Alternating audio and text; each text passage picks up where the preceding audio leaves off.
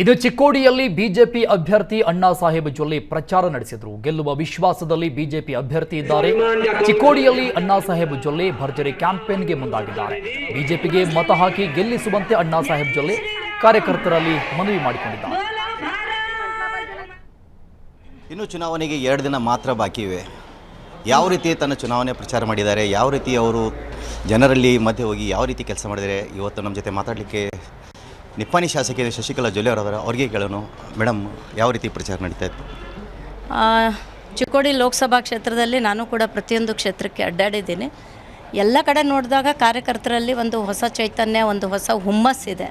ಮತ್ತು ಯುವಕರಲ್ಲಿ ಮತ್ತು ಮಹಿಳೆಯರಲ್ಲಿ ಮತ್ತು ಇನ್ನುಳಿದಂಥ ಎಲ್ಲ ಜನತೆಗೂ ಕೂಡ ಮೋದಿಜಿಯವರನ್ನು ಮತ್ತೊಮ್ಮೆ ಪ್ರಧಾನಮಂತ್ರಿಗಳು ಮಾಡಲೇಬೇಕು, ಇಲ್ಲಾಂದರೆ ನಮ್ಮ ದೇಶದ ಭವಿಷ್ಯ ಇಲ್ಲ ಅನ್ನುವಂಥ ಒಂದು ಇಚ್ಛೆ ಇದೆ. ಹಾಗಾಗಿ ಭಾರತೀಯ ಜನತಾ ಪಕ್ಷ ಅಣ್ಣಾ ಸಾಹೇಬರು ಮಾಡಿರ್ತಕ್ಕಂಥ ಕೆಲಸ ಕಾರ್ಯಗಳು, ಮೋದಿಜಿಯವರು ಮಾಡಿರ್ತಕ್ಕಂಥ ಕಾರ್ಯಗಳು ಎಲ್ಲನೂ ನೋಡಿದಾಗ ಬಹಳ ಹುಮ್ಮಸ್ಸಿನಿಂದ ಕೆಲಸ ನಡೀತಾ ಇದೆ. ಮೇಡಮ್, ಕಳೆದ 15 ದಿನಗಳಿಂದ ತಾವು ಲೋಕಸಭಾ ಕ್ಷೇತ್ರದ ವ್ಯಾಪ್ತಿಯಲ್ಲಿ ಸಂಪೂರ್ಣವಾಗಿ ಅಡ್ಡಾಡಿದ್ದೀರಿ. ಯಾವ ರೀತಿ ರೆಸ್ಪಾನ್ಸ್ ಬರ್ತಾ ಇದೆ?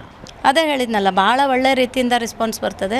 ವಿಶೇಷವಾಗಿ ಮಹಿಳೆಯರಿಗೆ ಈ ಸರ್ಕಾರ ಗ್ಯಾರಂಟಿಗಳ ಒಂದು ವಿಷಯ ಹೇಳಿದರೂ ಕೂಡ, ಮನೆ ಮನೆಗೆ ಹೋಗಿ ಆ ಪ್ರಚಾರ ಮಾಡಿದರೂ ಕೂಡ ಮಹಿಳೆಯರು ಇವತ್ತು ಬಹಳಷ್ಟು ತಿಳುವಳಿಕೆ ಉಳ್ಳವರಾಗಿದ್ದಾರೆ. ನಾನು ನೋಡಿದ ರೀತಿಯಲ್ಲಿ ಈ ಬಾರಿ ಬಹಳ ಒಳ್ಳೆಯ ಒಂದು ಪ್ರತಿಕ್ರಿಯೆ ಮತ್ತು ಹುಮ್ಮಸ್ಸು ಭಾರತೀಯ ಜನತಾ ಪಾರ್ಟಿ ಅಣ್ಣಾ ಸಾಹೇಬ್ರನ್ನ ಗೆಲ್ಲಿಸಬೇಕು ಅಂತ ಇದೆ. ಭಾಳ ಚೆನ್ನಾಗಿ ಒಂದು ವಾತಾವರಣ ಇದೆ. ಮೇಡಮ್, ಕಾಂಗ್ರೆಸ್ನಲ್ಲಿ ಬಹಳಷ್ಟು ಆರೋಪ ಕೇಳಿ ಬರ್ತಾ ಇದೆ. ಅಣ್ಣಾ ಸಾಹೇಬ್ ಜೊಲ್ಲೆ ಅವರು ಯಾವುದೂ ಕೆಲಸ ಮಾಡಿಲ್ಲ ಅಂತ ಹೇಳಿ ಪ್ರಚಾರ ನಡೀತಾ ಇದೆ. ಅದಕ್ಕೆ ತಾವು ಯಾವ ರೀತಿ ಸಮಸ್ಯೆ? ನೋಡ್ರಿ, ವಿರೋಧ ಪಕ್ಷದವರು ಅಂದಮೇಲೆ ಅವರು ವಿರೋಧವಾಗಿಯೇ ಮಾತಾಡ್ತಾರೆ. ನಾವು ಸುಮಾರು ಅಣ್ಣಾ ಸಾಹೇಬರು ಸಂಸದರಾದಮೇಲೆ 1 ವರ್ಷ ಫ್ಲಡ್ ಬಂತು, 2 ವರ್ಷ ಕೋವಿಡ್ ಬಂತು.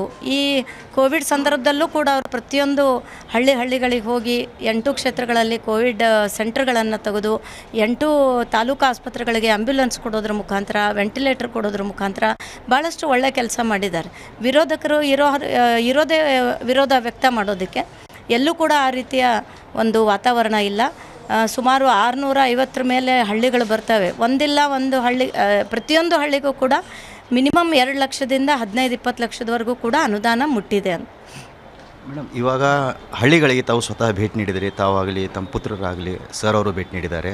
ಅಲ್ಲಿ ಜನ ಯಾವ ರೀತಿ ತಮಗೆ ಸ್ಪಂದನೆ ಕೊಟ್ಟಿದ್ದಾರೆ? ಭಾಳ ಚೆನ್ನಾಗಿ ಸ್ಪಂದನೆ ಕೊಟ್ಟಿದ್ದಾರೆ.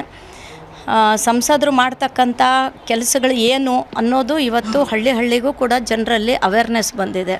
ಅದರ ಅಷ್ಟೇ ಅಲ್ಲ, ಉಜ್ವಲ ಗ್ಯಾಸ್ ಯೋಜನೆ ಇರ್ಬೋದು, ಆಯುಷ್ಮಾನ್ ಭಾರತ್ ಯೋಜನೆ ಇರ್ಬೋದು, ಕಿಸಾನ್ ಸಮ್ಮಾನ್ ಯೋಜನೆ ಇರ್ಬೋದು, ಇನ್ನುಳಿದಂಥ ನ್ಯಾಷನಲ್ ಹೈವೇಗಳು ಮಾಡುವಂಥ ಸಂದರ್ಭ ಇರ್ಬೋದು, ಪ್ರಧಾನಮಂತ್ರಿ ಗ್ರಾಮ ಸಡಕ್ ಯೋಜನೆ ಇರ್ಬೋದು, ಇವೆಲ್ಲನೂ ಕೂಡ ಪ್ರತಿಯೊಂದು ಕ್ಷೇತ್ರಗಳಲ್ಲಿ ಆಗಿದೆ.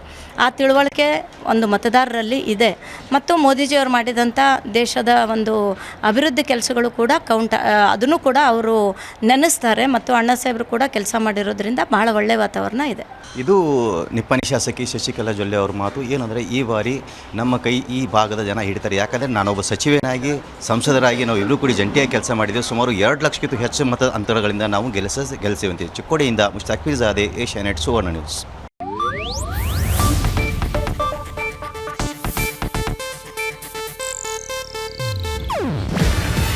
ಇದು ಏಷ್ಯಾನೆಟ್ ನ್ಯೂಸ್ ನೆಟ್ವರ್ಕ್ ಪ್ರಸ್ತುತಿ.